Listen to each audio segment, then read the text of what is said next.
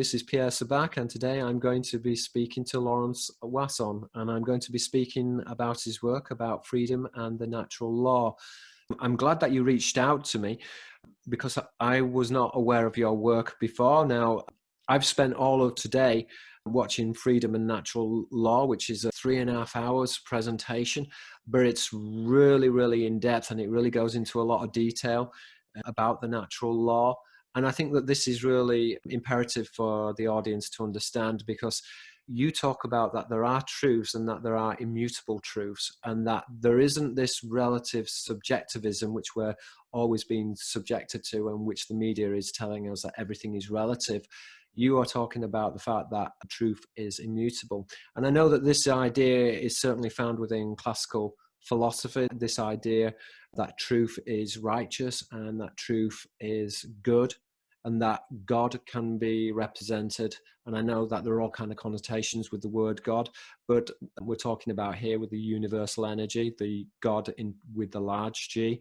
But that truth is linked into this idea or expression of that which is natural, that which is good, that which is truthful, that which is righteous, that which is just. So can you just elaborate a little bit about, it is basically an extensive lecture, how you became involved in this work and your process and your journey? First, I was just very interested in so what led me to you was I was making my understanding care presentation, and I wanted to use some of Neil Haig's work in my presentation. So I contacted his assistant, and when I was looking at all the books that his work was on the cover of, I saw your Murder of Reality, and I'm like, I've never seen that book. What is that?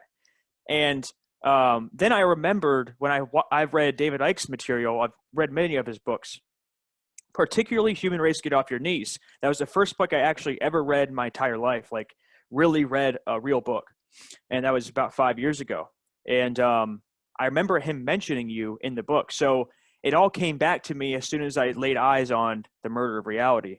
And then I was like, I just had to contact you and reach out, and it's very important to understand this knowledge. Now, is it like, it's most important for us to understand who we are, right? And you talk about basically where we come from. I mean, we talk about the creators of man. You talk about and how it all leads back to like our words and our very language. Our language ties back to the roots of why we came here, how we got here, and what's been happening. And so, to me, you've done the greatest job at putting that together in the most like cut and dry, black and white way. You know, you're just like, this is what the words mean, this is what the symbols mean, and it's not like, you know, I'm Pierre and I'm just like putting my own opinions in this. Really, you're just like showing us what it means. You know, what these words mean, what the etymology links to, and all the. And I have to get this book or do something, so I reached out to you and was like, hey, can I help you, you know, get this online so it can reach more people, because I think this is seriously important knowledge to understand, and now we're here. What I particularly liked about your work was your enthusiasm, and that enthusiasm really ignited a light within me, because again, when I'm writing, and I don't just write books about scafology, the deconstruction of angelic boats and vessels within ancient mythology, but I'm actually a campaigner for the environment. I've written books about fracking. I've written fluoride reports. I'm writing a book about vaccines at the moment. And again, all of this stuff is not because I'm interested in this, because I'm not. I'd much prefer to be getting on with my books on scafology, ancient symbolism. That's really what I'm very interested in. So I do this out of a sense of civic duty. And this work I send to governments, I send my reports to local councils, and I do it out of a sense of necessity. But I think also sometimes that when you're, and I do feel that I am compelled, and I feel that I'm compelled to do it. But sometimes, even if you feel compelled, you can become like a robot, and you can just almost fall into a pattern of doing something. maybe because your higher self realizes that this is right and that this is proper, but you can do it in a way which is unconscious. And I think that what your lecture did was really ignite my passion and said, yes, that's it, exactly. That's why I'm doing what I'm doing. And so I was like blown away with your lecture. It really inspired me. And I kind of think that tomorrow when I go back to my book on vaccines, I'm not going to be banging my head against the desk going, oh no, I've got to do this book, which I don't really want to do, but I'm doing it in order to get knowledge out. But I'm just going to go up there and it's like, just embrace it and just be really enthused with the work and be captivated by it. And so, yeah, I found your work very inspiring. So, yeah, if you could tell me a little bit of how you got into this material and why you're interested in this material, and maybe also what ignited your passion. Because when I listen to your lectures, you are a very passionate young man. And with you, I really felt that you were feeling this and that you were passionate about it. And that's what I think separates you from a lot of other researchers at the moment. And this is why your message is very timely. You should be really well known, because I think that you have a message, and I think you have an inspiring message. And I also think that when people listen to what you have to say, then they will be able to cut through all the nonsense and say, you know what, this individual is talking the truth. He speaks the truth. And I think you will help a lot of people to deconstruct a lot of the nonsense that is occurring. So can you just take me on your personal journey, why you became interested, and then we can go into the natural law? Yeah, absolutely. So prior to first opening my eyes and seeing reality for what it is and really starting to decode the matrix, if you will, I suffered a lot. Now, most people suffer, yes, but they're not really suffering, because suffering implies I am conscious of my suffering, right? But anyways, I suffered a lot, and I didn't know where it came from. I didn't know why I was suffering. I looked at myself as this little separate me, right? Like we all do, until we open our eyes and realize that we're not.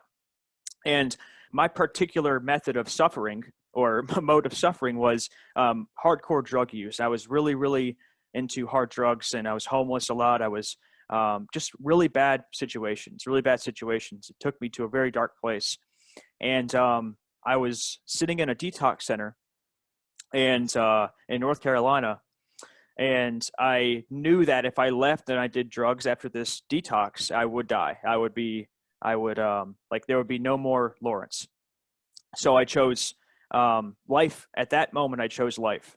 And so after that detox center, I went to a Barnes & Noble because somebody in the detox suggested I read the Bhagavad Gita based off the way I was speaking. I was torn between agnosticism and atheism. So he was like, go read the Bhagavad Gita. You're going to love it, man. And I was like, all right. So I went to go look for it, and I couldn't find it anywhere. So I was walking out of Barnes & Noble, and the lion off of David Icke's Human Race Get Off Your Knees book just stuck out to me. So I went over to the section. I picked it up, and I remember reading the back of it. And on the back of it, I was like, oh, yeah, this is good. This is good. And then he said, moon is a spaceship. And I was like, whoa.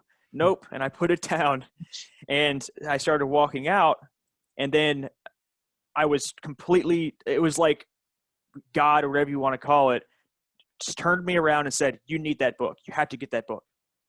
And so I said, okay. And I picked it up. And at the time I was homeless. I was staying in some guy from the detox center, his great grandma's basement. And it was just really not a good situation. Anyways, I started reading the first chapter, and the first chapter was called I Am Not David Icke.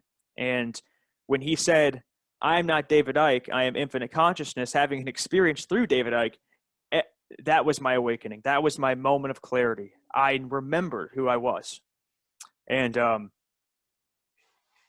to get too emotional right now, but it was powerful. It was very profound. And after that, my life transformed. I ended up moving to the mountains for a year to get away from society. I mean, you can never really get away, right? But to get away from mainstream society so I can purge. I could purge all the programs. I could look at myself. I can watch my condition. I can watch myself, how I behave, how I dress, how I act, and deprogram and unlearn all that crap that I learned for so long because society and culture and parents and, religions and everything, school. So I got away for a year kind of.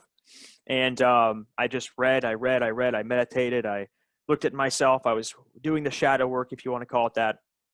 And actually, a guy named Mark Passio, who introduced me to natural law, he was one of the first guys that I ever was exposed to when it comes to any of this knowledge, occult knowledge in general, esoteric knowledge.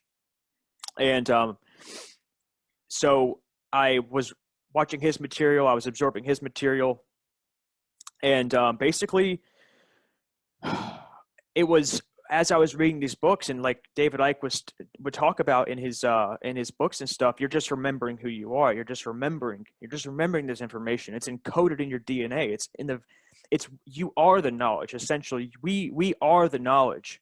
And I was just waking up more and more to the things that I already know beyond the body,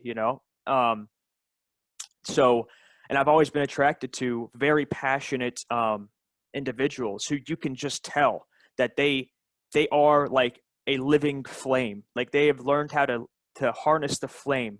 I like to call it harness the flame because it's really like that when you're talking with that passion, just allowing it, just releasing it, just allowing it to flow. And naturally I've been attracted to this because just like you were talking about with my work, it's like the energy speaks louder than the words. It's what brings us all together. And I think in this modern day, the learning how to use anger, that righteous anger, using it, transmuting it, and helping individuals with it, and expressing yourself exactly how you need to express yourself, your most authentic self, is so important. And we're trained to annihilate it. We're trained to get it out of here. We don't want to hear that. I don't want you. Don't say no. Don't talk back. Don't get loud. Don't get, and so. And that's complete BS, man. It's and I've always been a very passionate individual. And prior to waking up, I just didn't know what to do with it. So it just burned me alive. I was just burning alive. And so, yeah, it just a lot of suffering. And do you think your suffering helped you to see clarity? Do you think it's like the yin and the yang you talked about in your lecture about the swinging of the pendulum, that you'd almost got so far up that you would either the pendulum would fall off and that would be it, or the pendulum would swing back? Absolutely. It seems like that you talk in your lecture, you talk about getting that equilibrium. And again, I'm kind of convinced that the universe always moves towards equilibrium. And I also think in terms of, and I often mention this in my own lectures, but in terms of sentient beings, that sentient beings also move towards equilibrium. So I think what we're seeing on this planet in terms of extremities is extremely unusual. I am talking about unusual in terms of the natural world and in terms of universal law. It's quite abhorrent and it's quite abnormal. How did you find that centering? Because you seem now a very grounded individual. Was it just taking your time out and going into the mountains and being able to transmute the sadness or the anger? Or well, it really wasn't. The mountains was huge for me, but it wasn't till this journey. I mean, there's been so many like awakenings through the journey, and I've fallen so many times, and I've gotten depressed and down, and I've imploded many times. Like you said earlier, we talked about offline. You're talking about how you're more introverted, and you research, and you're kind of isolated sometimes, or most of the time. And I did that for a long time, and throughout my throughout my progression as a human being, as an evolving human being or evolving consciousness, I didn't really. Suffering has always been something that I've been very interested in. And I've known that it's so important to use it. But through all the different communities and things that I went through, like the New Age community says, suffering is not natural. Suffering is something to be eradicated. Suffering is optional, right? Pain is inevitable. Suffering is optional. You've heard that. And I agree to an extent, but the thing about it is suffering is what makes us makes us human beings. Suffering is what brings us back to equilibrium. Suffering is what burns us enough to get us to look at ourselves, right? It's suffering is the flame that burns what we are not. It is so important to learn how to suffer. And so that's what I've come to understand about suffering. It is a sacred gift that just keeps on giving. You know, you suffer because there's something not right happening.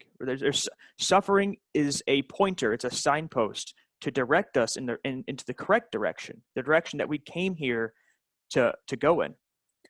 Do you think it is possible to become a being in which there is no suffering because you're in total alignment with the universe? It's almost like even if that individual was dying or even suffering pain, would be in a position of where they were not suffering because they were almost unable to suffer because they're in complete alignment. I think so. Yeah, absolutely. I feel like suffering, it's a teacher. It's definitely a teacher. It teaches you to not suffer. It Yeah. says, I'm here because you can't live without me right now.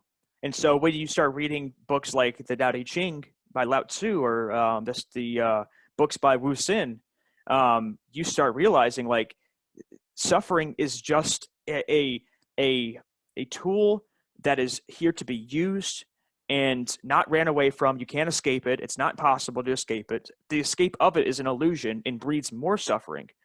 And so I definitely feel that it depends on why you're here, but we can collectively reach a place where we don't suffer anymore. You know, like you put the hand when you're a kid, you put your hand on the stove, right? The hot stove, and oh, ow, that really hurts. Well, that's suffering. That's pain, but we can reach a place to where we can see pain for what it is and not suffer, because suffering is psychological. It's always psychological. Yeah, I believe so. So Yeah, absolutely, it's in the mind. Yeah, that's a very in-depth answer, and it's very profound. So you went from a very bad place to equilibrium, and so tell me a little bit about what you're doing in your life at the moment. What's driving you, your passion, your ambition, where you want to go? yeah, so that was about the mountains was about almost 4 years ago now. And I moved to, after North Carolina, I moved to Tennessee. I lived there for a year.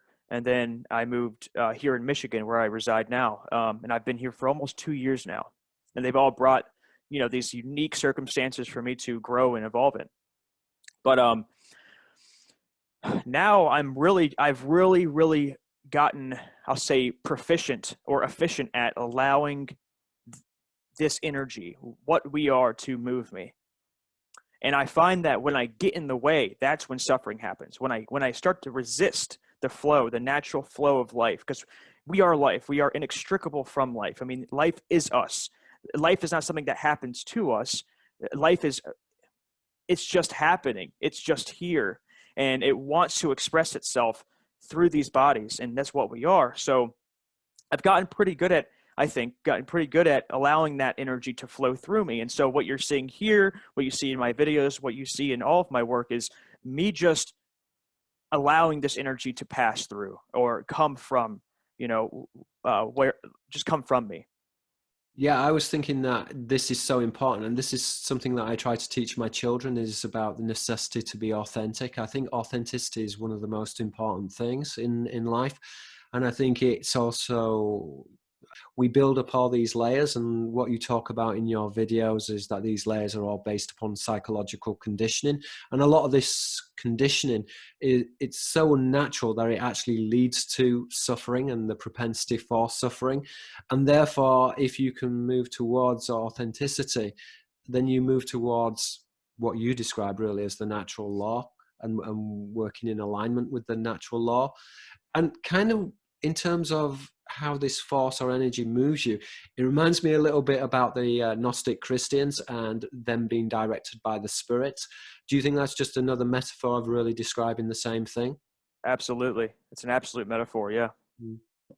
We talked off the line that you were going to make many more videos, and we were also talking about the fact that you were writing a book. And again, that doesn't really surprise me, because I think that you have so much to say, and I think that your written word would be very powerful, because your spoken word is very powerful. And so yeah, just tell me a little bit about those projects.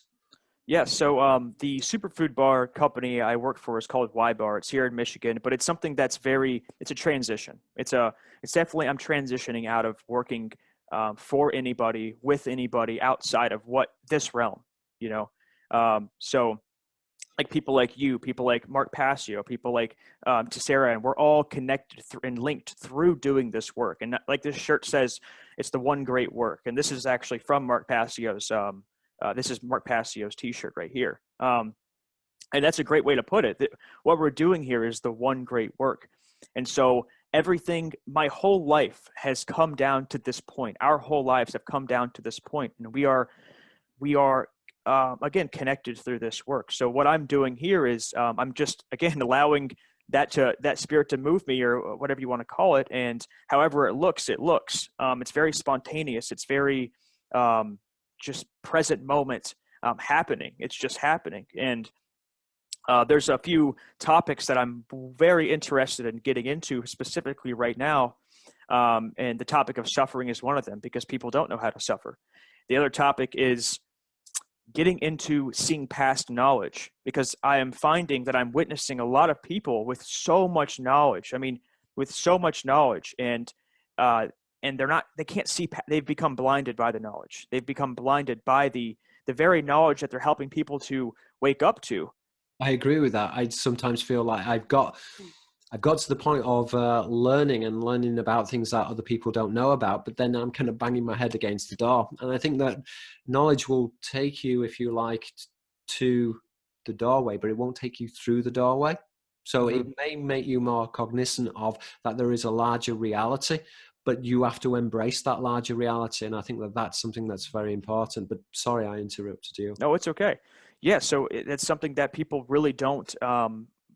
There's not a lot of teachers teaching that. There's not a lot of teachers teaching, hey, don't get hypnotized by the words. These words are all, it's a spell. It's spelling. It's a spell. And if you can't feel and sense past those words, then you're not getting anywhere. You're accumulating a bunch of words and material and images and concepts. And what are those going to do for you? They're gonna create complete disorder and chaos inside of your structure. I mean, understanding something like natural law, or the law of cause and effect, understanding that we're always having an effect on our environment, everybody, not only ourselves through our actions, but the entire universe. Everything we do matters. And just knowing that intellectually isn't enough. It's a step in the right direction, 100%. It's a very good step in the right direction. As long as you know natural law, even conceptually or intellectually, you're not harming anybody per se, but you haven't really reignited that flame because you don't feel it in the very depths of your being through living natural law. And just understanding that natural law is something that is inextricably connected to us. We are essentially natural law. It's not some laws that are separate from us in this experience. So that's something else that I'm very, very vehement on speaking about is stop getting hypnotized by the knowledge. Look past it. What is it trying to point to? What is this knowledge, these words, these concepts pointing to? Because they're all pointing to something. And yeah, so those are just a few topics that I've been very interested in getting into recently. Yeah, okay. Can you just give me a rundown of the different videos that you've been exploring and the topics that you've been exploring on your YouTube channel? Because I had a look at your videos, and they seem to be going into different areas, but I'm kind of thinking that they're all probably interconnected. So what are the recent videos that you've been working on? Okay. And like we said earlier, your work, all this work that we're doing is all ultimately connected, right? It all relates back to the core subject matter which is what we are, love, connection, all of that. But recently, You saw the Understanding Care video, Natural Law, which I feel like I needed to do almost immediately when I started doing this work. I was amazed because you did a video about caring, and it was a very profound video, like your freedom and natural law video. But what kind of amazed me is that there are not many videos on YouTube, if any, about caring, and yet it's something which is fundamental. And I wonder if that's because a lot of people have they've forgotten what it means to care because they feel so disconnected. So what I found was very novel and was very exciting and was very intriguing about your video about caring was the fact that a young man was talking so passionately about caring. And so I found that was very encouraging. I felt that, wow, this is a step in the right direction. And so, you know, when you contacted me, and particularly when I'd watched the video, I felt, yeah, this is a person that if I can help to promote their work, I would really want to promote your work, because your work has something to say about the fundamentals of human living, about caring, about love, about compassion, about feeling alive and being authentic. These are all important qualities. Tell me a little bit about your video on caring, and then we can talk about some of your other videos and some of your other ideas. Yeah. So that video, that was my first ever presentation I've ever given. I've ever made. That was my first video, period. And actually, before I contacted you, or while I was contacting you for the first time to talk about one of your books, I hadn't made my presentation yet. I was just still working on it. But that presentation came to me, and it was so obvious. I was kind of putting it out there. I was like, what am I going to talk about? What's my first presentation ever going to be after I made up my mind that I was going to make a PowerPoint or a slideshow presentation? And I was walking around, I think one day or something, and it was just like, people don't care, like we just don't care. That's why we are where we're at. We don't care about one another. We don't care about life. We don't care about the earth, the plants, animals, the environment. Truly, we haven't reignited that spark inside of us, that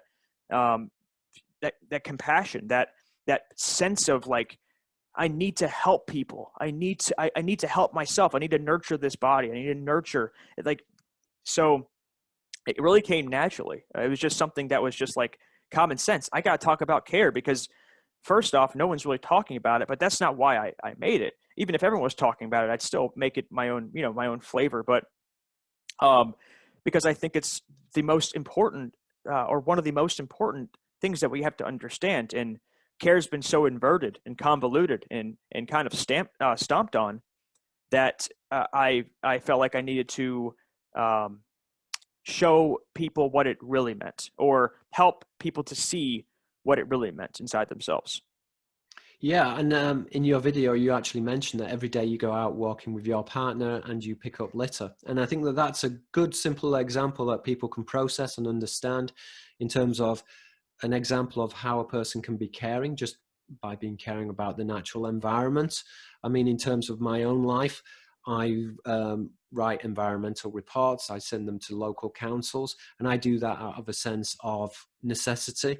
And again, I think it comes from the fact that I do care, that I do want my children to live in a better world.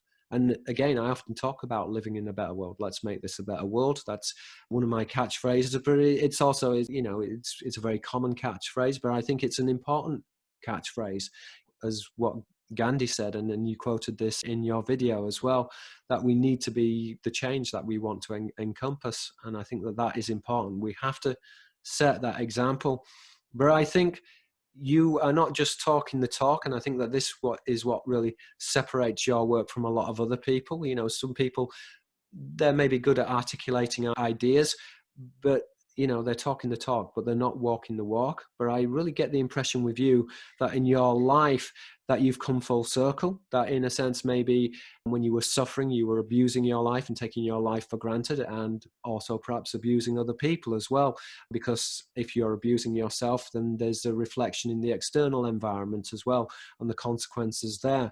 But once you could pull yourself into equilibrium and start to care about yourself, then the natural progression of caring about yourself is to care for the reflection or the hologram, which is the external world. And again, it's that reflection, isn't it, between the world of ideas, which is the spiritual realm, and how that is then manifested in the physical world.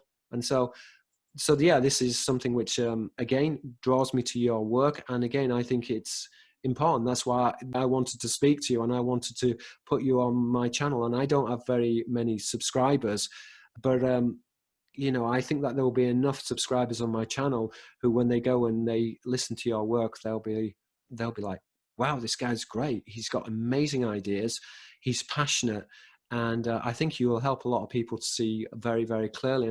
I can see that you've spent a lot of time really thinking about this and going into yourself and looking at this very carefully. Tell me about some of your other videos, because again, I want a cross section of a lot of your different ideas, because I just think that you're intellectually, you're very astute, and I think you're very erudite as well. You implied that you hadn't read a lot, but yet you come across as very erudite. You're very articulate.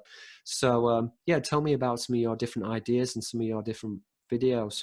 Well, I definitely have. I don't know what I said earlier, but I definitely have read a lot. I always have a book in my hands of some context or whatever I'm attracted to in the moment.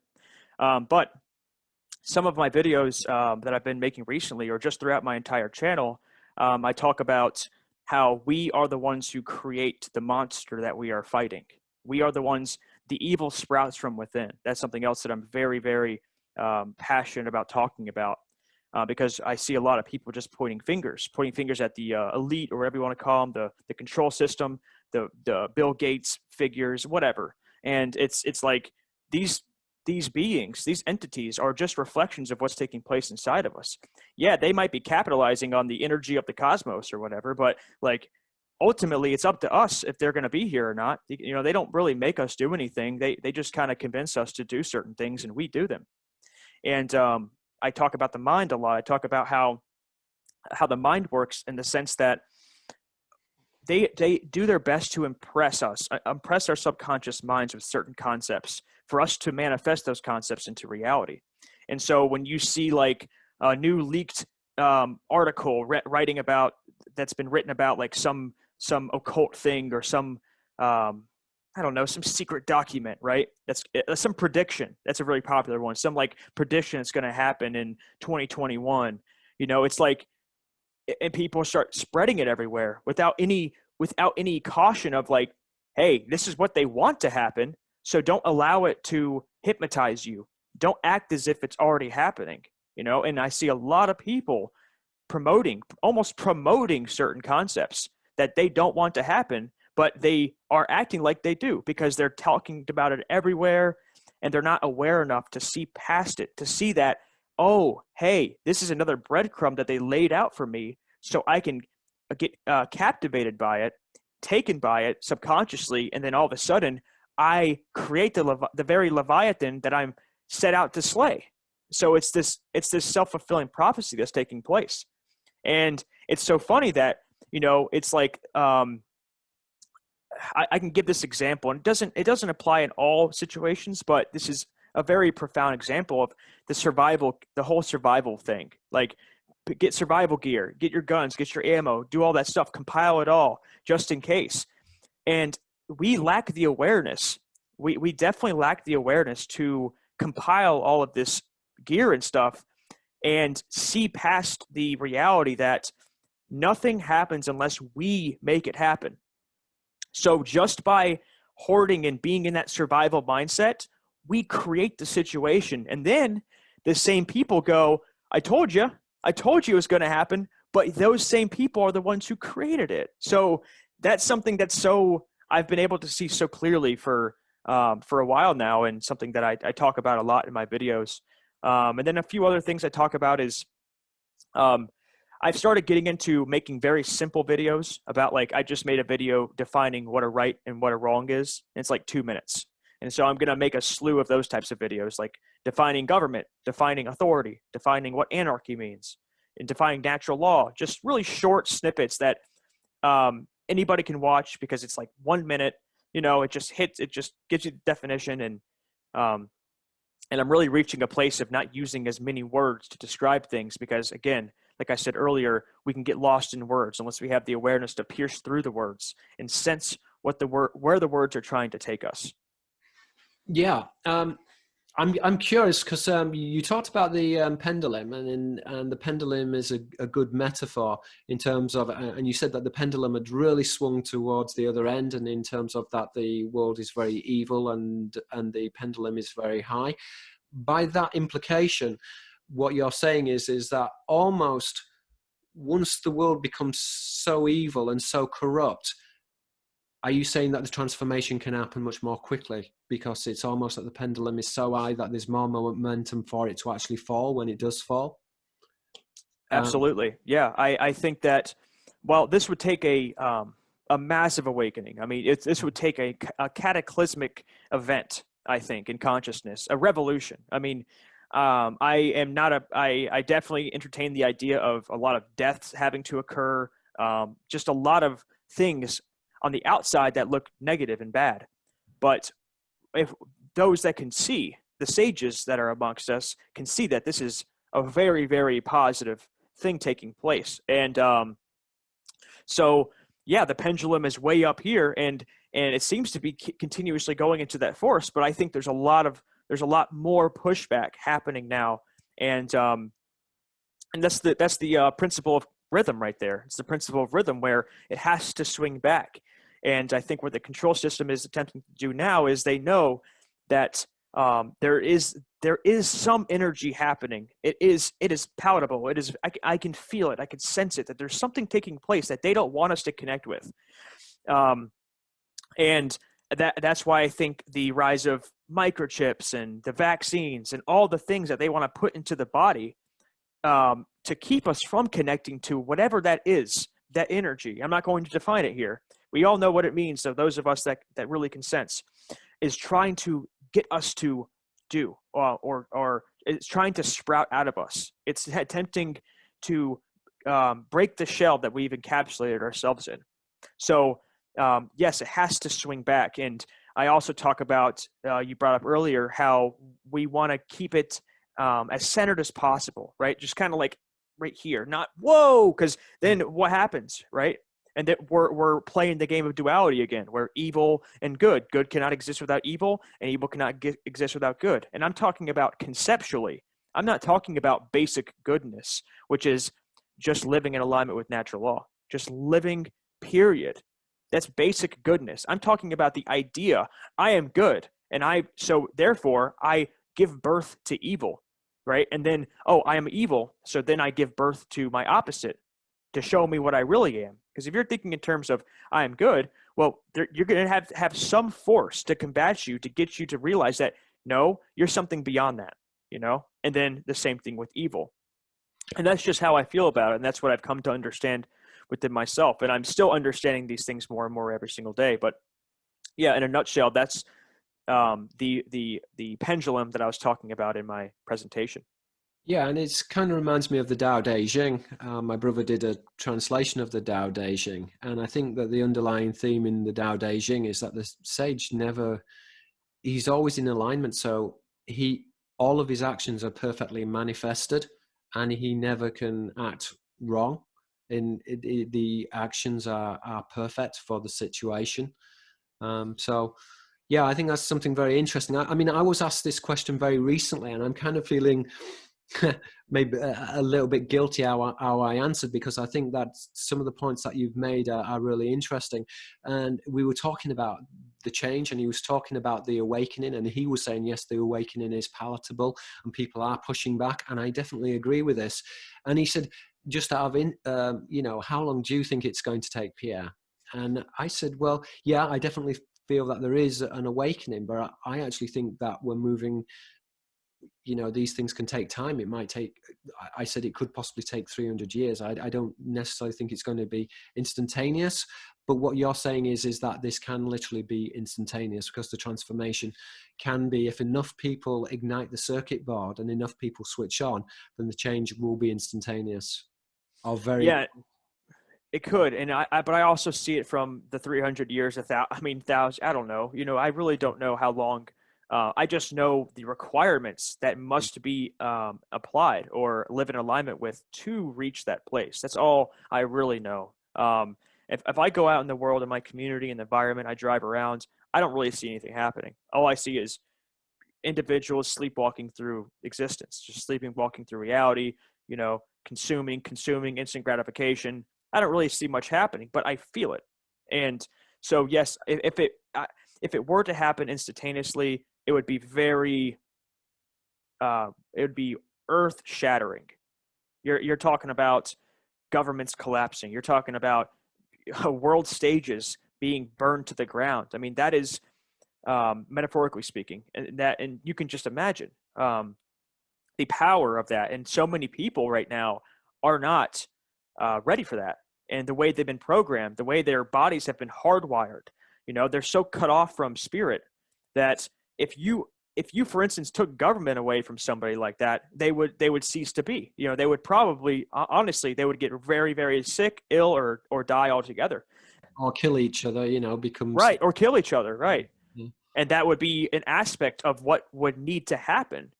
Perhaps perhaps that would be an aspect of what would need to happen for this mass awakening to happen. Yeah, my father told me that he said in a perfect society you don't need laws.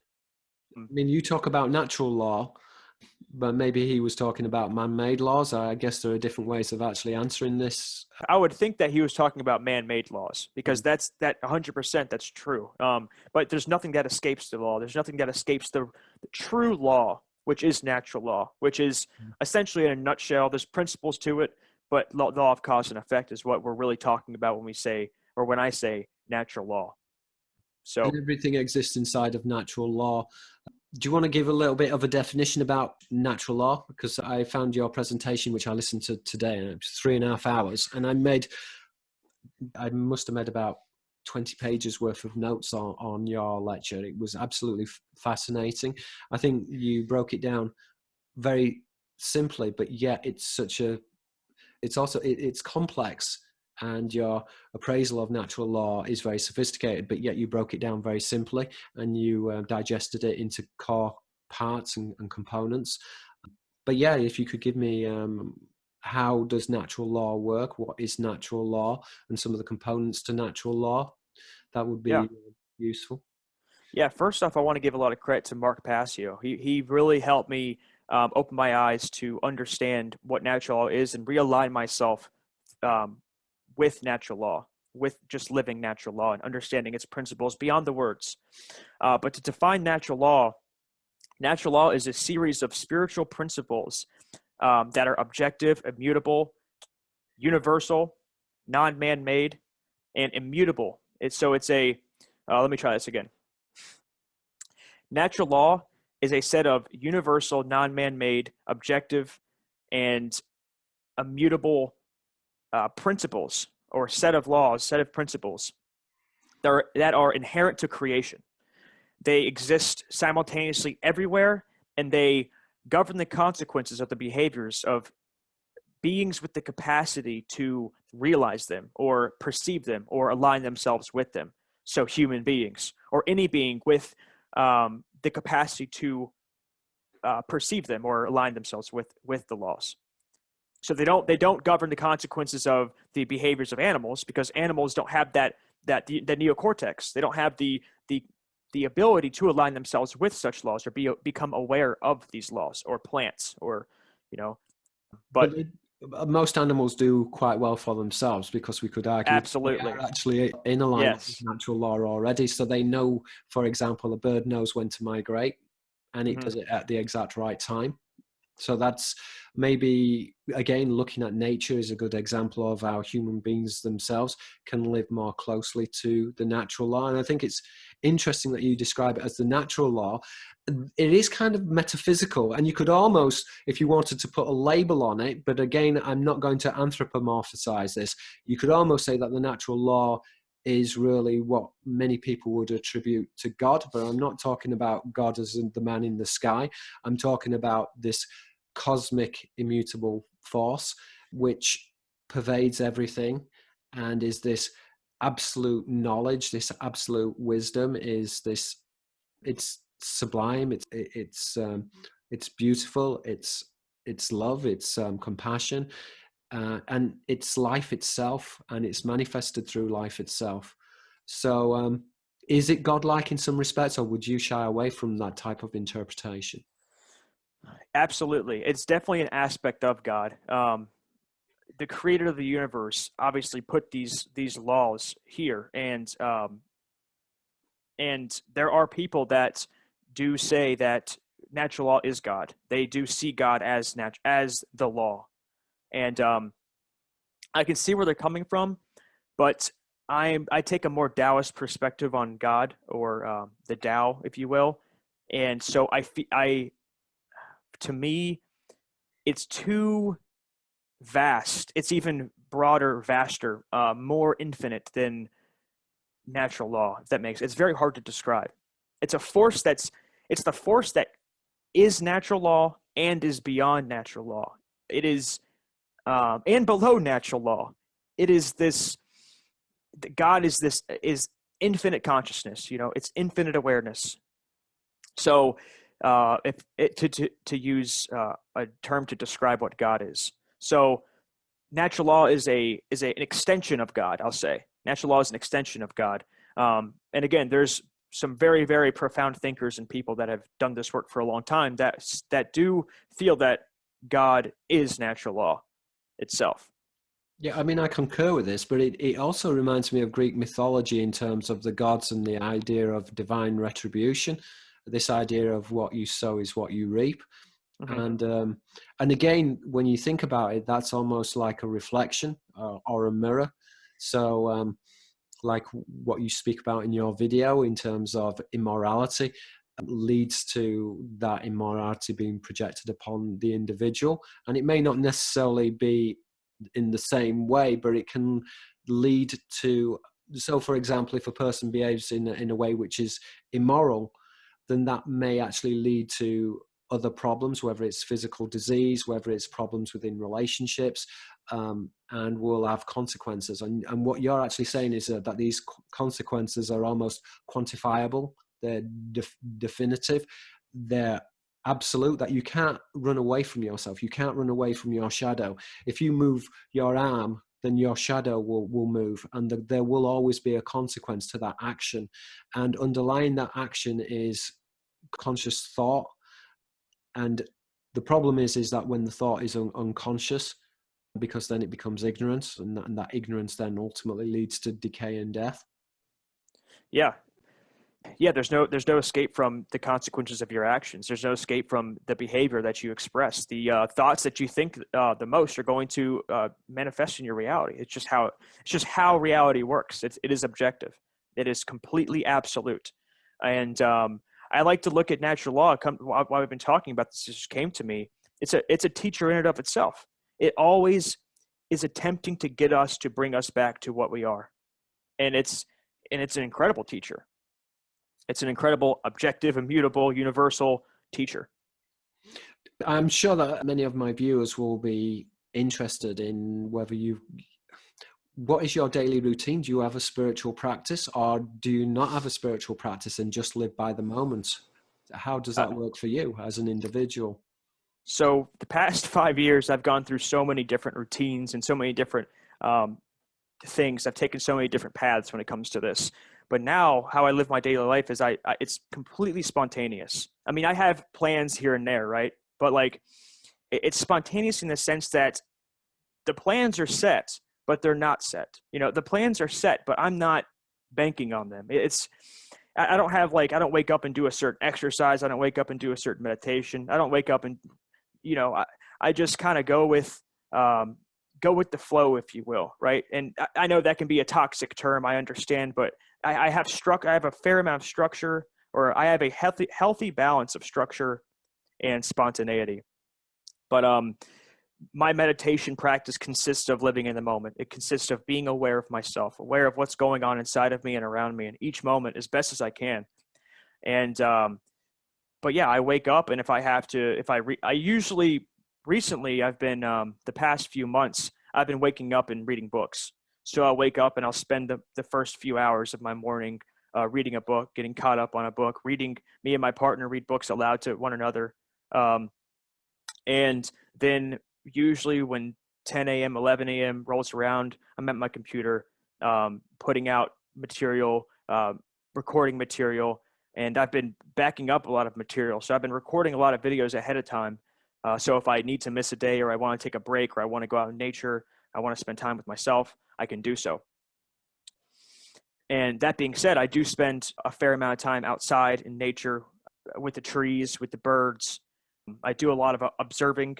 I'll walk around grocery stores and stuff like that purposely so I can witness what's taking place energetically. And that kind of sounds strange, but that's just something that I have found I've learned so much from, is just watching how life works and where we're at currently in the world, and how people are operating, what's going through people's minds, and the tension, the amount of tension that's taking place between humans, between one another.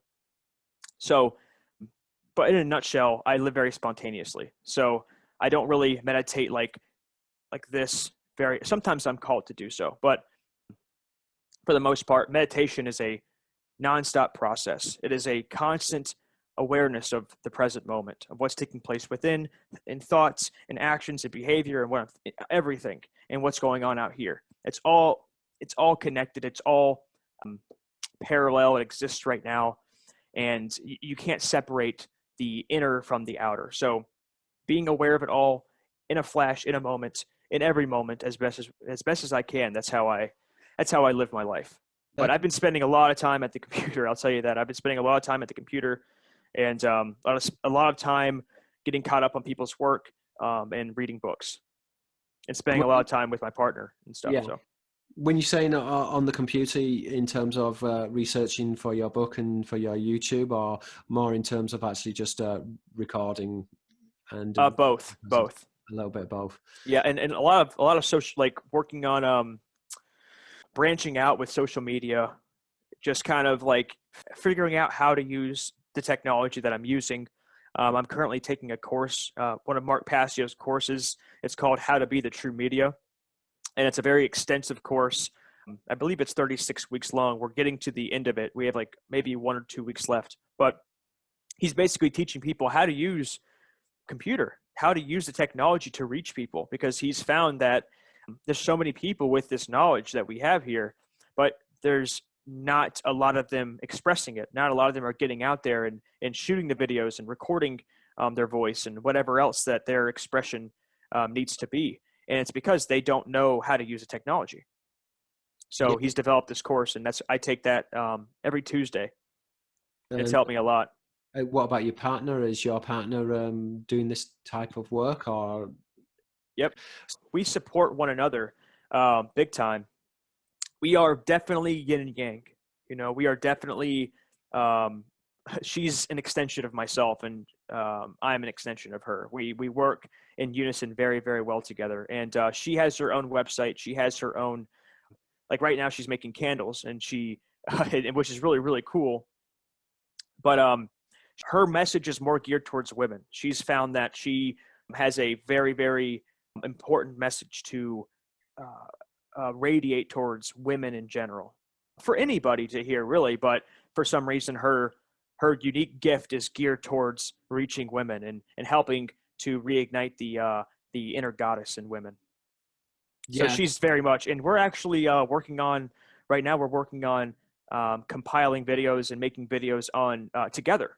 So like how to kind of like conscious coupling, like how to attract your partner and how to live with your partner, and doing the shadow work together and getting into the nitty gritty, the dirt, the grind, the muck of being in a relationship. And does it have to be hard? Does it have to be challenging? I mean, like all these different ideas, we feel very drawn to start working together on that. Yeah, I find that with my wife. She's very practical, and I'm very creative, and she grounds me very much. And again, I think that hopefully I inspire her. And it's kind of interesting because when we started out on this journey, my wife was very, shall we say, cynical about, shall we say, the alternative media and the alternative community. But as a result of me writing these books, it's opened her eyes up to a completely different reality. And so she's been on this journey of transformation. I mean, as myself as well. So again, I think it's interesting how partners can be very important, and that partners can work together for a common good, which not only is good for the relationship and the partnership, but has a wider implication for the community in general. So Yeah, that's incredible, because I meet a lot of people that are completely held back by their relationships. And there's I have a friend or acquaintance, if you will, that is completely bound to his relationship, and it's very toxic. It's very bad for him. But at the same time, like we were saying earlier, that suffering's necessary. You know, it's something that we're bringing to ourselves to grow out of. And there's definitely a certain level of courage that one has to possess or come back into to get themselves out of terrible situations. Situations that are, yes, helping them to grow. So in that sense, they're good, but situations that are ultimately holding us back from expressing our gifts, our true self, what we're here to do. In relationships, I found that when one person wakes up, right? One person wakes up, starts seeing reality, understanding themselves, and starts really caring, just in general, and the other, their partner doesn't, the chances of that relationship succeeding is very slim. So it's really cool to hear that your relationship has, went in that direction, that healing adventure together, because it's very rare. It's very rare. well, I think in a situation like that, then the relationship can go one of two ways. The people become more like each other and there becomes an equilibrium, or the relationship tears itself apart. I know in my own life, when I was writing, there came a point in my life, and I mean that this was difficult because I was teaching, but I just came to the point where I didn't want to teach anymore. I wanted to write. And that was a difficult transition because, I just quit my job. I didn't have that much money, and I think that puts pressure on on living in general when you don't have that much money. And people are saying you've got a good job. Why would you do that? But I quit my job in order to be authentic because this is something that I felt really passionate about, and I think that that's what excited me when I started to listen to your work is that passion. It reminded me of the passion of why I started to write in the first place, because I am a real living, passionate, authentic human being that really does want to express their infiniteness and really align with something which is bigger than themselves, but is yet something which is intrinsic to themselves and is a part of themselves. And so that's what I really find very refreshing about your work. And I don't just think that your words are hollow, but I really feel that you're living that. And I think one of the reasons why I feel that you're really embodying that is that you have been through the suffering, but not only have you been through the suffering, but you have been able to transmute that suffering. And that alchemical process has made you, we've got to be careful about words, it's made you a better Right. human being. That might not actually be true, but because we're dealing here with all expressions of humanity. But what we're talking about here is that you've transmuted that. And through transmuting that, then I think that your words have much more strength and they resonate, and therefore that they can help other people who are suffering because you understand that suffering, you've seen that suffering, and you felt that suffering. So I think, yeah, your work is very inspiring. Right. Yeah, and a lot of people, like you said, a lot of people, it's very hollow. The words are hollow. Their egos are very inflated. They don't know it because it's almost like they don't see it because the knowledge that they're talking about is true. I mean, it points to the truth. So I have knowledge that points to the truth, and therefore I'm blinded by that knowledge, and the words are hollow because I'm just regurgitating what, yes, on one level resonates with my soul, with me, but on another level, I'm again being hypnotized by those words. I'm not like sensing, contemplating the existence of who I am and what those words are pointing to, and because that brings a whole nother dimension into doing this work, and that's that journey within. And it's not just a year, it's not just 5 months of reading and doing the shadow work and purging and all of that and the blood, sweat, and tears. It's a nonstop process that we constantly have to be doing every single day, and the best way we can, to the best of our ability. And so watchfulness is such an important thing. We have to constantly be watching ourselves, because the ego, and once if it's not watched enough in the mind in general, it'll go do its own thing. It'll just start getting involved in all this and this over here and this all of a sudden you'll be completely detached from what you actually are, and we'll be so attached to what we're not, right? Which is concepts. We're not concepts. We're not words. We're not images. We're not books. We're not, anything that we can talk about. We're not anything that is of this realm, but at the same time, it is engraved in the very fabric of this realm. So, and suffering is, dude, it's so important to understand the significance of suffering and the importance of allowing suffering to burn away what we are not, to come back to what we are. And that's what suffering is all about. And that's what I've allowed suffering to do in my own life, is just kind of get out of the way. And sometimes I resist still to this day. It's very difficult, but at the same time, if I'm just aware enough, it's effortless. It's very effortless. It only becomes difficult when the little I gets involved and says, I don't like that. I don't want this. I resist the natural flow of life. And that's when you build that blockade, that wall, and then that creates that pressure, because consciousness, what we are, is it's like water. It's like this very strong force that wants to just keep going. And as soon as we build those walls up, and that's why people get addicted to drugs. That's why people get addicted to substances and addicted to attention from other people through likes on social media and just in general in relationships, just addicted to anything out here, because it brings us further and further away from the pressure that's on those walls, all those walls that we've constructed between us and us, our conceptual self, our false self, and what we really are, which is that infinite force that you were talking about, that we've been talking about. Yeah, and I think what you were speaking about, and I really found that this was very interesting, because I think that there's a tendency for myself to over-intellectualize, but what you are actually talking about is aligning the heart with the mind in order to become, probably to transform the mind, but to make it more genuine, more sincere, more deeply felt, more alive. And I think that this is, I think when the mind intellectualizes things, then the mind begins to switch off from life, but the heart feels, and the heart is alive. And so therefore, when the heart and the mind come in alignment with each other, then the person is thinking and rationalizing, but this is coming from elsewhere, and the thoughts and the actions are correct, that they're genuine because they come from a higher sphere, which in a sense is just a reflection of the self, but it's a truer reflection of the self because it's not tied down by the ego. And then that leads to actions which really do have force, they have power, and those actions have reverberations, which otherwise they would just be powerless. Right. Yeah, those actions have substance. Yes. Yeah, they have real substance. They're completely alive. They're not just this hollow copy of somebody else. They're not just this hollow copy of what society wants you to produce, because you have activated that mind, that mind and heart and just overall body, guts, everything connection.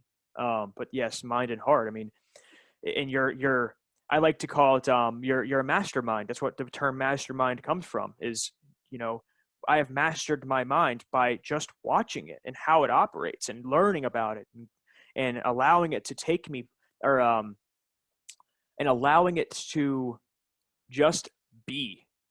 I was just thinking in terms of feeling, and then you were talking about suffering, and your suffering led to your realization, which led to a transformation in your life. Do you almost feel that people who are suffer are almost, in some respects, much more closer to the truth than a person who is just, shall we say, indifferent or who's shut off from the world? Because that suffering is a feeling.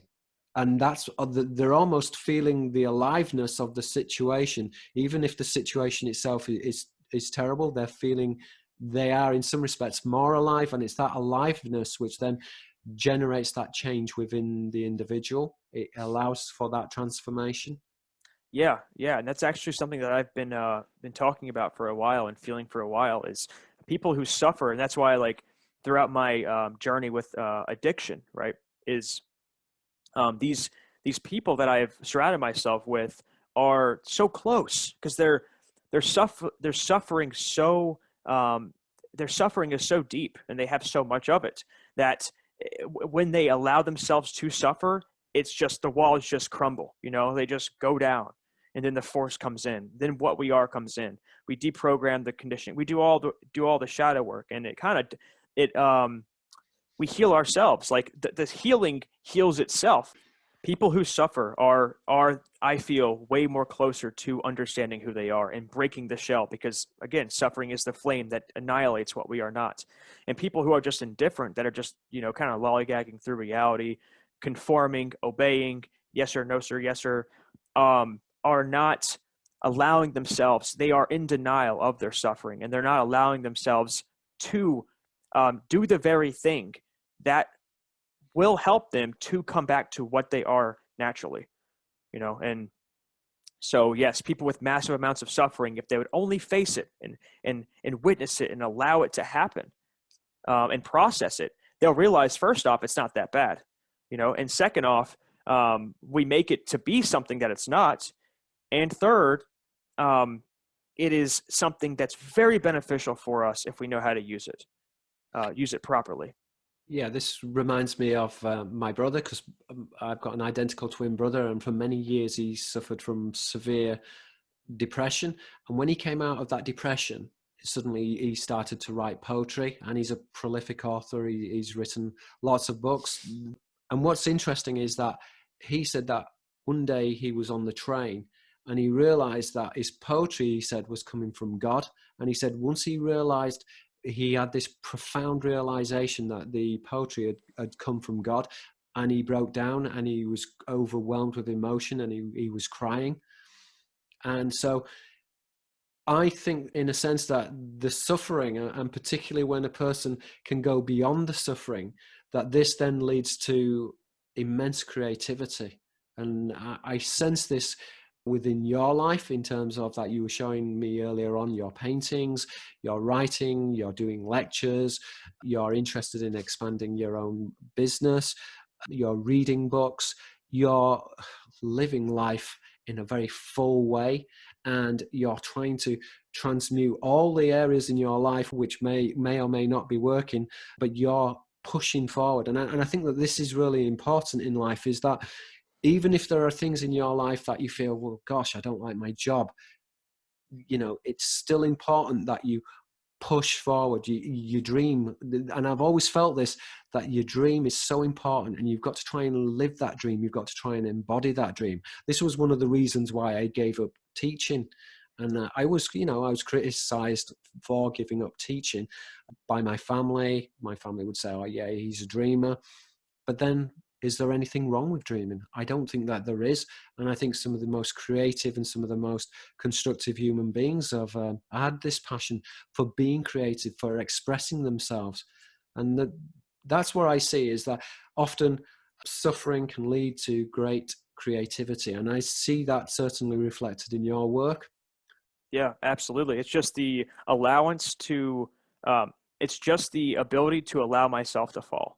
You know, it's all. I allow myself to fall and learn, because I understand the suffering is not a negative thing. Suffering is not bad. It's just inherent to this. Life contains suffering. You know, like Buddhism, life contains suffering. It does, and that suffering teaches us, or helps it helps to awaken us to what we are and what we're here to do and our purpose, you know, and to live those dreams that you're talking about. Live them, make them reality, not just, you know, lost in the clouds, but like grounded on earth and the head in the cosmos simultaneously, you know.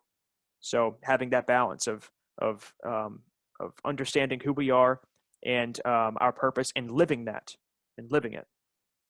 Sure, and I understand that certainly from being a creative individual myself. That obviously gives me a knowledge base, but it's something that I feel like, yeah, I could be, shall we say, transforming the world so much more with the knowledge that I have, if I just kind of just was a little bit more focused. But again, I think that the focus comes from the heart. And I think that the problem with the creative individual is that if they're too set in their mind and become too intellectual, then they stop feeling with their heart so much. And this can get in the way in terms of just having too many ideas and not being able to just condense those ideas together. Yeah, what's helped me with that is I definitely go through the same thing, and I have that same thing happening within myself. And what's really helped me is just is my writing, is expressing myself, is making a video. And it's like, it's not even for others, because obviously I understand there is no such thing as other people. There's no such thing as others. We're all one, right? We're all one.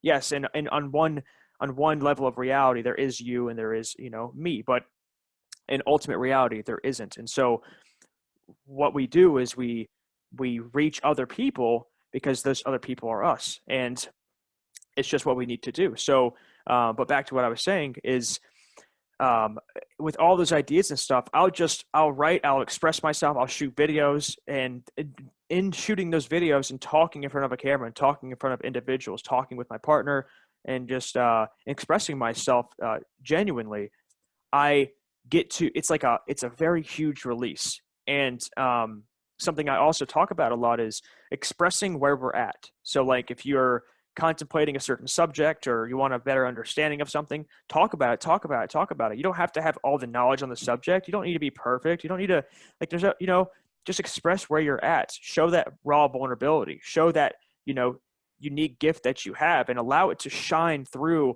all those concepts and all that buildup of conditioning that we've been so encrusted in for so long. And I said earlier about implosion or imploding.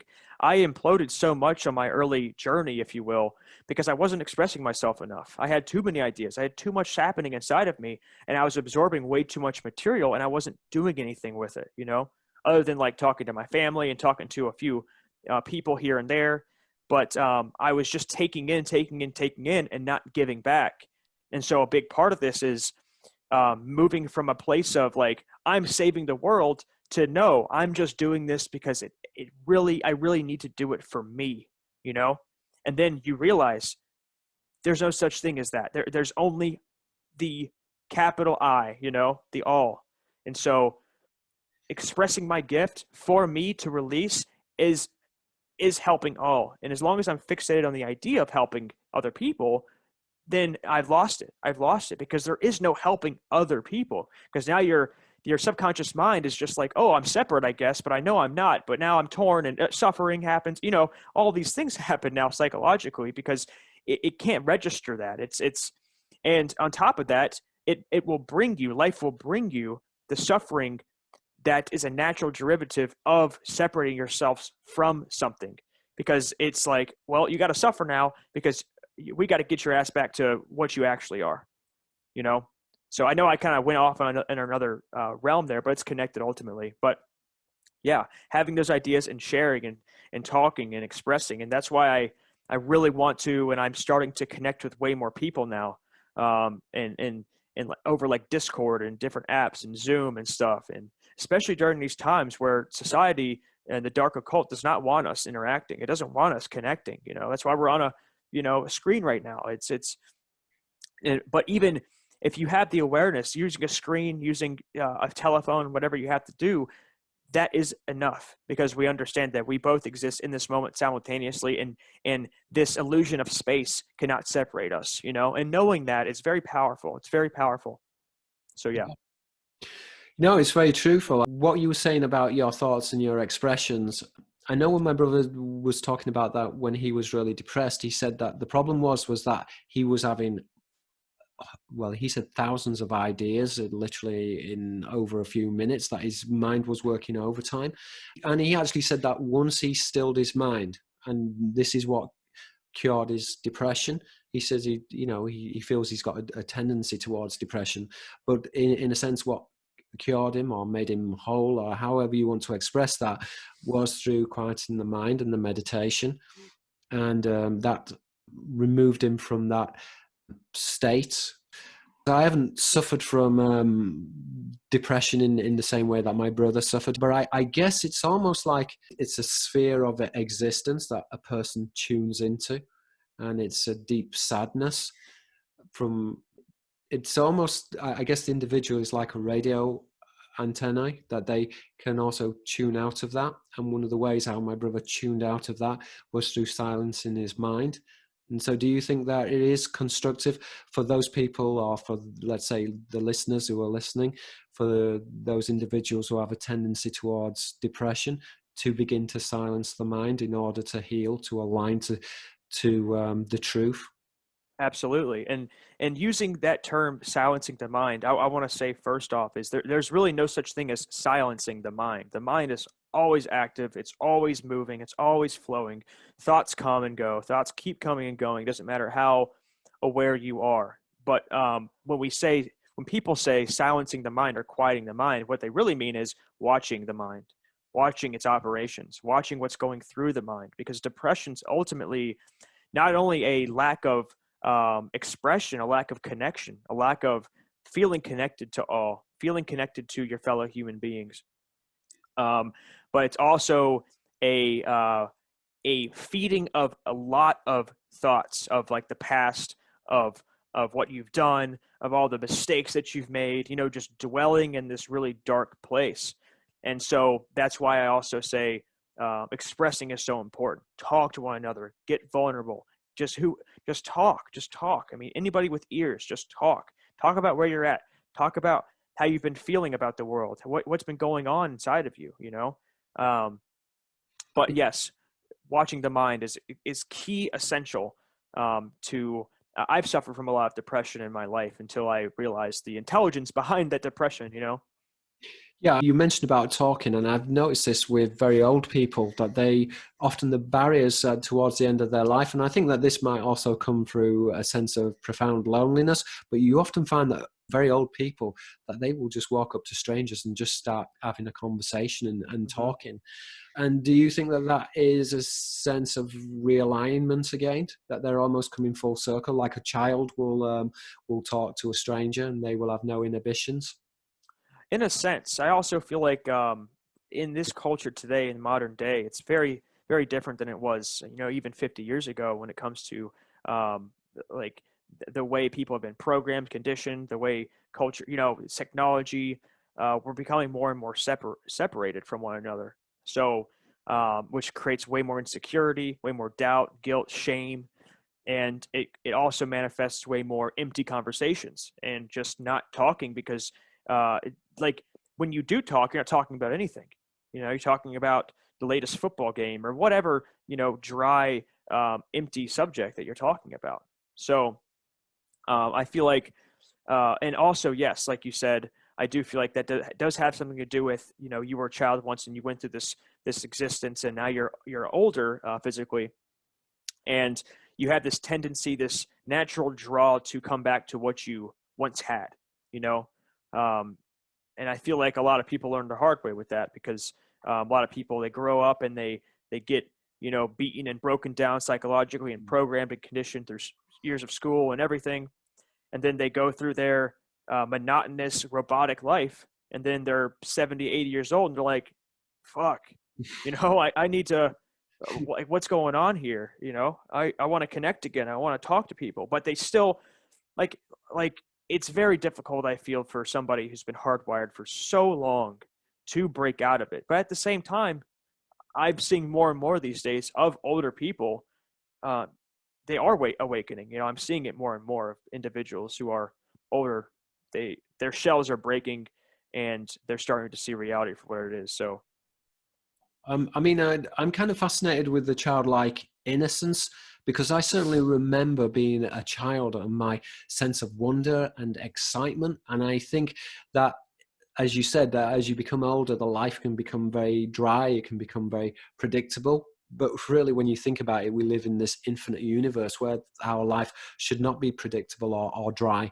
And so, in some respects, I think if people could just remember what it was like to be a child, and even if just to have an essence of what that felt like and to reignite that passion, that would be definitely a step in the right direction. And I think the children can certainly teach us a lot in terms of how we live our life, and it's their honesty and their authenticity. And I think that that's the first thing that the education system targets, is that authenticity. So they're instantly told, don't say this, don't do that, don't think this is wrong, this is right. So yes, I think there is a lot for us to learn. And again, what you were saying about the pendulum swinging from childhood to old age and the continuation of the circle, I think there's a lot of truth.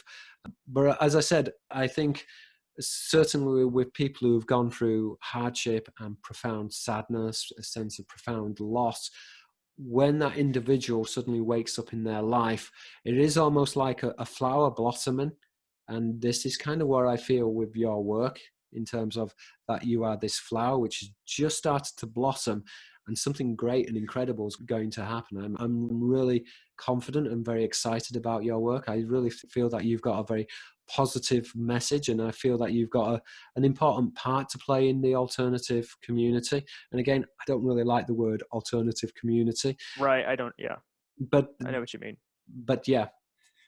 Yeah, yeah, and this is just the beginning, you know. And it's funny, I'm going to be saying that when I'm 50, 60, 70. It's just the beginning, right? Because every beginning is an end and every end is a beginning. But yeah, like, you know, this is my second interview. This is actually my most in-depth interview I've ever partook in. And so, again, this takes a certain amount of vulnerability here, what we're doing here. And this is the flower opening and sharing and spreading its light, but at the same time receiving light. I mean, like what you're saying about being vulnerable, and I think that that's an important quality. I mean, I'll be honest with my audience, I don't find it very easy shooting YouTube videos. I'm an introvert. I often find that it's easier to just to go into my own work. But I actually think that what you're saying is very important. It does resonate, because you're actually saying that communication is fundamental to the balance within the human being, and that this is very important. And again, I also recognize that it's a matter of being passionate. And so from the passion, the communication becomes so much more easier. And it's kind of, I noticed this when I was talking to Chris Turner yesterday. We were talking about a few different ideas. He's a UK researcher, and because we weren't filming it and we were completely relaxed, the kind of the barriers all came down. I think sometimes when you're filming, or I certainly know with myself, that if I'm filming something, I always feel so much more tenser. And I just think that that's just me. But again, I think that that's something that I need to be aware of. I need to observe myself and I just need to be a little bit more relaxed. But I think it's been really fascinating speaking to you. And again, I like the fact that you're very candid, that you're very honest, that you're very vulnerable, that there is this authenticity within your words. And I feel that you're a very feeling individual. And I think that that strong sense of feeling and that sense of compassion and right is right and wrong is wrong has come from learning through transmuting that suffering. And that's why I feel that your words, that they do have substance. That's why when you contacted me and you said, oh, watch this video that I put together, and it was about caring. And I thought, well, yeah, this is very, very timely in terms of what's occurring, and in terms of the lies and the propaganda, and in terms of how we actually deal with this within our own lives, individually and collectively as a species. So I thought that your video was extremely timely, and I thought, yeah, no one else is talking about this, but this is so fundamental to everything, because if you don't care, then your words are going to be empty. And so it's really important to tune back into the heart chakra and to align that with the mind, so that then the action has real power, it has real resonance. So in the last part, is there anything that you really want to talk about, or something that you want to go over, or something that you want to promote, or something that we've missed out, which you perhaps want to elaborate upon? Yeah, I just want to touch on vulnerability again, because I think it's so important. That's one of the first books I ever read when I first opened my eyes was I forgot the name of it, but it was by Brené Brown, and it's all about vulnerability. Or Brené Brown. I don't know how to pronounce her first name, Bren or Brené. Anyways, when I'm watching videos and I'm talking with individuals over camera or text or whatever it is, and I'm seeing people putting their work out there and they're talking about certain concepts and ideas and putting out knowledge, it's the same type of kind of like robotic um, style, it's just kind of like a robotic style. Like I don't see enough I don't see enough hiccups. I don't see enough, whoops. I don't see enough bloopers, we don't see enough of the, I don't know, you call it the dirt, but it's not, it's just this raw form. And, we cut everything out and we hide and shield away from all the mess ups and all of this and that. But those things we need to see, we need to expose ourselves to those things. We need to be exposed to one another's coming to understand things, because when we come on the camera and we come in front of people and act like we know all these things and we're the authority on all this knowledge and, no one's got more knowledge than it comes off that way. And I think it's really important to show our human side here, because we're not just this spiritual, all-knowing being.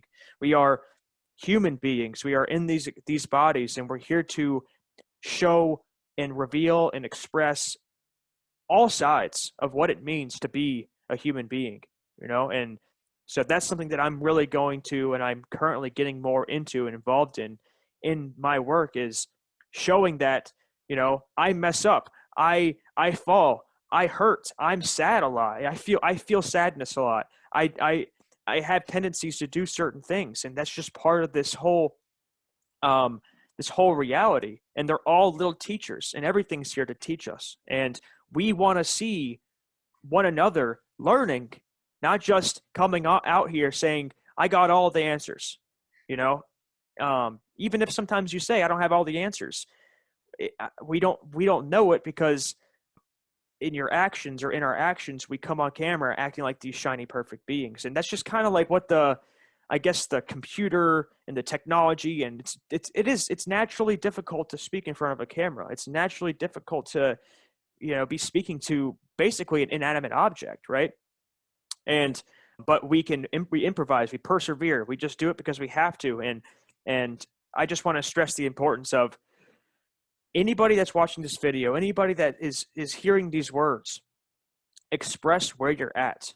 Express wherever you're at on your journey. If you're depressed, if you're sad, if you're whatever it is, we want to see all the tears. We want to see all of it, not just the come up, not just the alleviation of the suffering and the healing. We want to see every path, every aspect of it, and because we're missing that. I think we're missing that a lot. We're only seeing one side, and I think we need to see all the sides, not just naturally going out into the stores and going off into society, but people expressing themselves in a very raw manner, in a very raw manner. And I haven't gone over this too much in my work yet, but it's something that's very, very important. And I'm going to be getting into a lot more, is just get raw, get vulnerable, so we can trek through that mud together, and understanding that there are people here like myself and like you that are here and are ready to embrace your suffering and your pain and your shame and your jealousy and everything you got with open arms, because we know it, and we know what it means, what it means, and we know what it leads to and the potential that it holds. And not only can you not do it alone, because there's no such thing as being alone, but you got to express it, or else you're going to implode. You got to express it. So yeah, I kind of agree with you, and it's interesting in terms of my own life, just to put my own perspective on this, that as I said earlier, that there's a tendency for me, and particularly as I've got older, because I came from a fine art background, and so when I started as a young adult, I was painting portraits, and I was an artist, and I was very creative. Whereas I think as I've gone further and further into academia, I've become much more intellectual. And I think what's very interesting is that the universe is kind of throwing me back into trying to align the heart. And I say this because a lot of people have contacted me, and quite a few of the YouTube videos that I've done with individuals, some which I've put on my YouTube channel, other videos which will be coming onto my channel. Many of these individuals who have contacted me have not necessarily been coming from the intellectual side, but they've been coming from the side that you're talking about the heart, and they've been talking about the nature of consciousness and really talking about deep levels of reality. And so I think that that's, in a sense, very interesting, that although there might be a tendency, or that I've fallen into this pattern which is highly intellectual, that there are people coming into my life, such as yourself, who are forcing me almost to confront and to accept the heart component, and to embrace that, and to feel that more, to bring a sense of passion to my work, or to bring back that sense of passion. And so that's something which I'm really grateful about your work. Do you want to just tell the audience a little bit about your YouTube channel, where they can find out more information about you? And as I said, I really recommend the audience to go and subscribe to Lawrence's channel, because the work itself is fantastic. It's extremely interesting. It's instructive. It's profound. It's philosophical. And I think it's just embracing the truth, and it's embracing it at another level, and it's very refreshing, because it's the truth is certain and it's absolute. And again, when I speak to you, I feel that you come from a sense of authority, and I think that I see this when somebody has been through suffering, and they can suddenly see the truth, or see aspects of the truth, then that gives authority to their words. And so behind your words, you have this authority, this almost matureness for your years. And so I really do recommend the audience to go and to visit your YouTube channel, and to subscribe. So if you could just give me a little bit of information, that'd be great. Yeah. So my website is www.theprincipleofcare.com. My YouTube is just Lawrence Wasson. You type in Lawrence Wasson and you will come to my channel. I don't think there's any other Lawrence Wassons out there on YouTube. And I get into a wide variety of subjects, as we've been covering in this little conversation that me and Pierre have had. I get into really anything and everything that I feel like I need to get into, based off the state of the world and based off what I feel we need to understand on an individual and collective level. I go over things from philosophy and quantum physics and metaphysics to like vulnerability and rawness and being who we are, and not acting as if we got it all figured out. Because if we're acting like we got it figured out, then we're missing it. We're missing it completely. If we're coming I think Wasson or Lao Tzu said, if you're coming with your cup full, what are you? How can I help you? How can we help one another? We have to approach one another with a completely empty cup, and the water that you do try to fill into my cup, or whatever substance it is, I don't allow it to even touch the bottom. We have to be that empty cup, because as long as our cup is empty, we're infinitely receptive. And that's not to say that we don't need a healthy balance of skepticism, because we do. It's this perfect balance of skepticism and receptivity. Again, my website's theprincipleofcare.com. And so if you want to check out my stuff, I have all my videos on my website. And yeah. Yeah, and I think that really says everything, theprincipleofcare.com. And I think if we can live by those principles, we would see a massive transformation in the world. And again, I just want to thank you for your time today, talking about your website, about your work.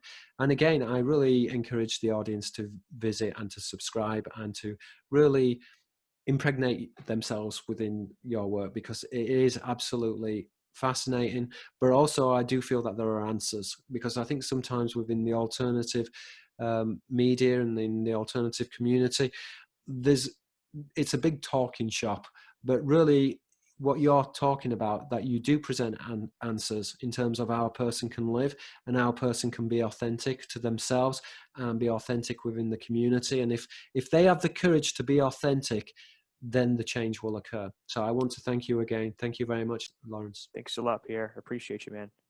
Thank you.